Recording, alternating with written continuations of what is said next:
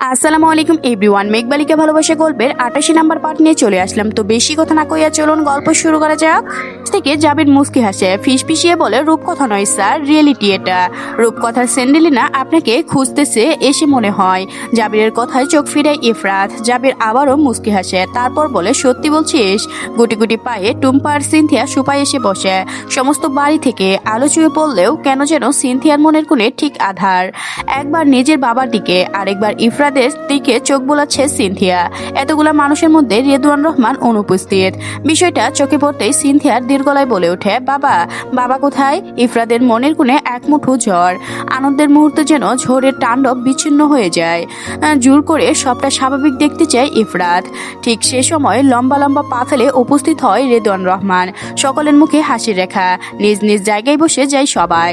শুরু হয় নতুন সম্পর্কের কাগজ কলমের চিহ্নের কাগজ। সিনথিয়ার হৃদয়ে উতাল ঝড়, এলোপাতারি ঢেউ। কি লিখে আছে ওই কাগজে? আজকে সমস্ত সত্যি সামনে আসবে। এতে সাজগুজ, এত আনন্দ, আলো সব আধারে ডুবে যাবে। শরীর জুড়ে বয়ে শীতল হাওয়া। বুকের কাঁপন সিনথিয়াকে কখনো ঘামায় না, কখনো ঠান্ডায় জমে তুলে। সময়ের কাফুরতে ইফরাত আস্ত ওই চোখ দুটোতে ভরসা খুঁজে পায়। তবে নিবুদ্ধ ওই চোখ দুটোতে খুঁজে পায় না এক টুকরো ভরসার ছায়া। তাহলে কি ওই মানুষটাও আজ ঝড়ের তাণ্ডবে নুড়ে পড়েছে?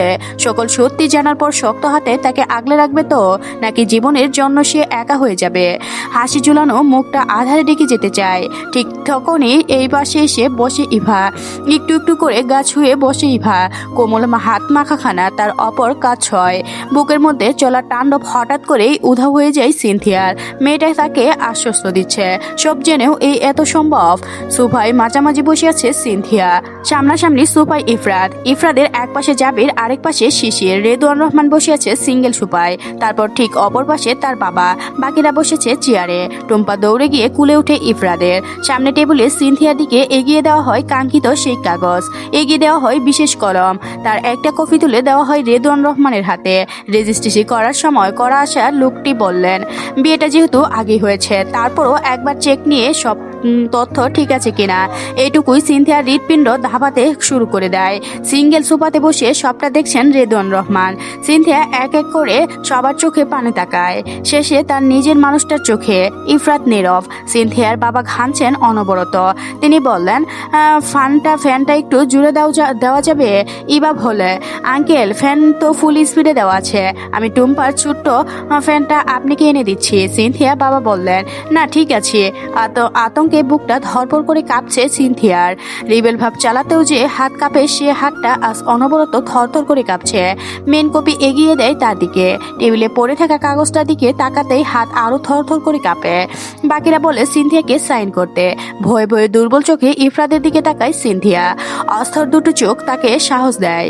তবে ভিতর থেকে ভেঙে পড়া সিনথিয়া ক্রমে দুর্বল হয়ে যায়। থরথরে কাঁপে থাকা হাতটা বাড়ায় কলমের দিকে। হাতের আঙুলের ভাঁজ প্রযুক্ত কলমটা কেঁপে কেঁপে উঠে। দুর্বল হৃদয় যন্ত্রণে অসীম ধাপড়টাকে দুর্বল করে দেয়। চোখের নোনা জল চোখে এসে ভার করে। রেদওয়ান রহমান উঠে এসে বসেন সিনথিয়ার পাশে।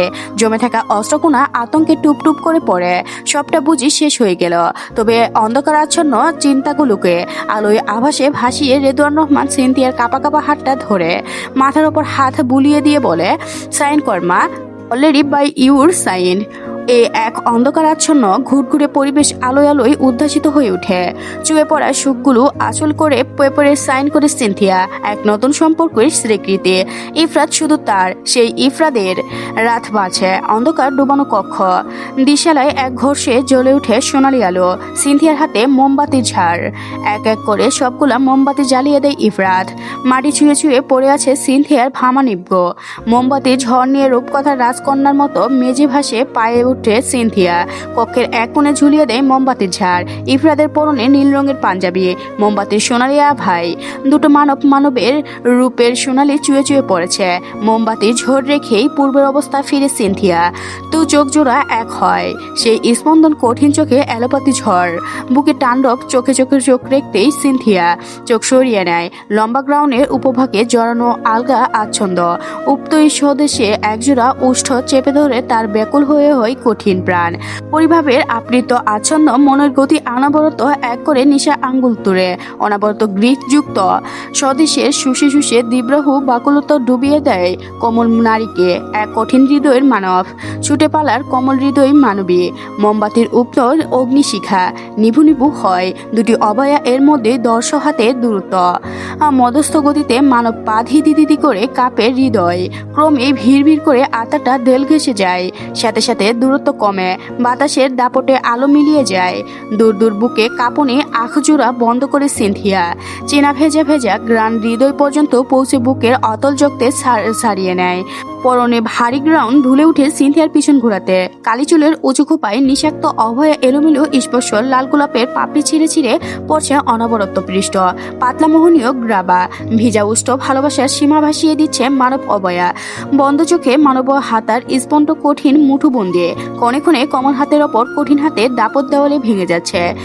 দীর্ঘদেহী বলিষ্ঠ মানব অভয়া কমলমুক্ত নারীর অস্পষ্ট তনু ছুঁয়ে ছুঁয়ে ভেঙে দিচ্ছে তার সংগ্রাম প্রতিজ্ঞা।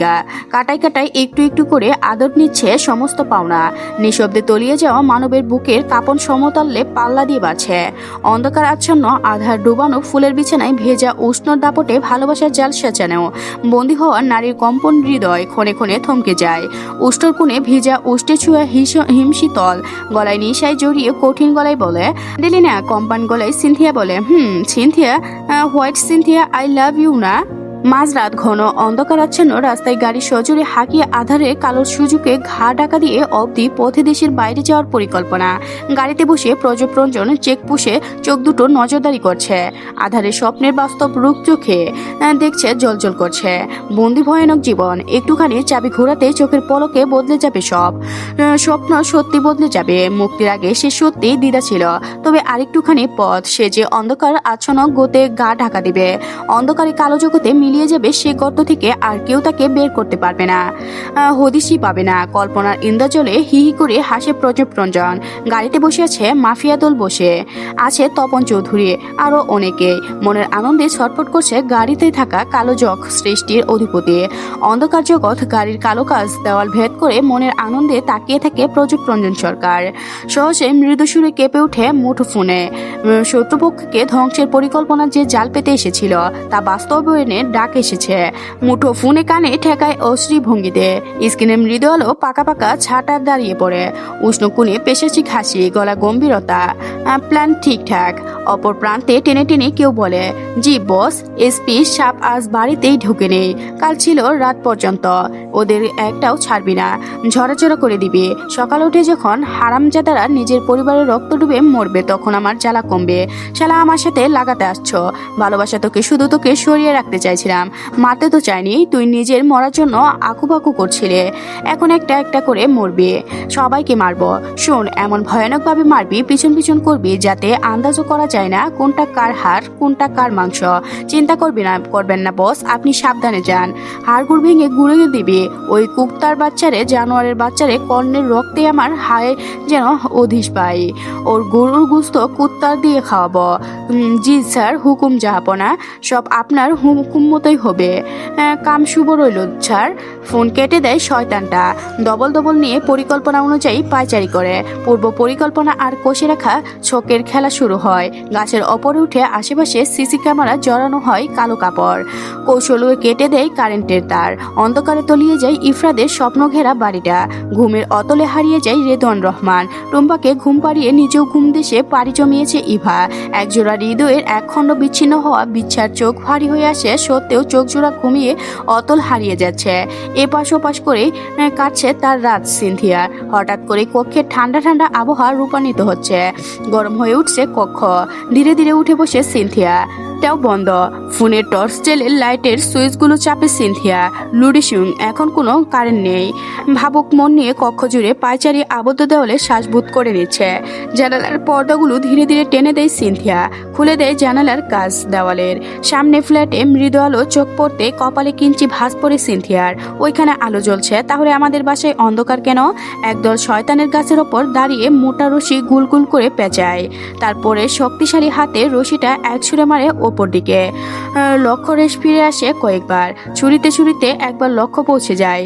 রেলিংয়ের একদম ঠিকঠাক বাজে বাঁকানো আকৃতি লোহাটা, রেলিং বাঁকানো লোহা আটকে জোড়ানো শব্দ হয়। অন্ধকার আচ্ছন্ন নীরব রাতে যে শব্দটা কানে আসে সিনথিয়ার, সহজ করে কান পেতে থাকে সেদিকে। বুকের মধ্যে অশ্লীল সংকেত উতল পাতল করে। হঠাৎ নিঃশব্দ, লুডিসিং অন্ধকার, তারপর জোরালো শব্দ, বিপদ সংকেত।